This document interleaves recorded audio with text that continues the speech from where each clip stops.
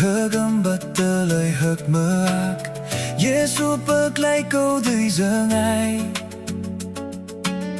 Krai krin ayut lai hach banianan yu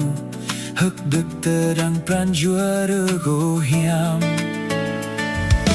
YUA HuyGET kau hak meak hang Yesu Menang HuyGET ngak kau tui nyu Nyu jing lai khắp rip câu na nào lắng lời lo agu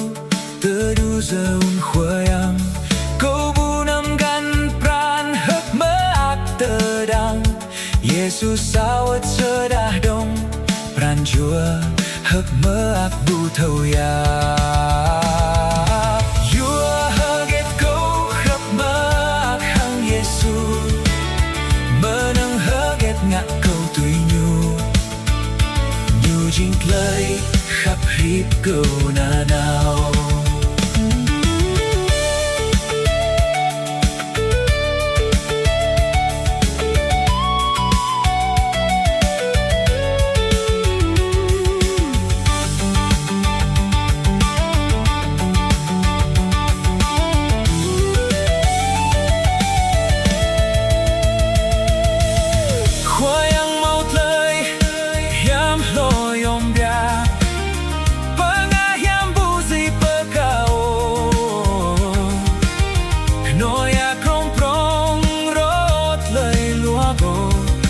khắp rong yu bớt lấy bắp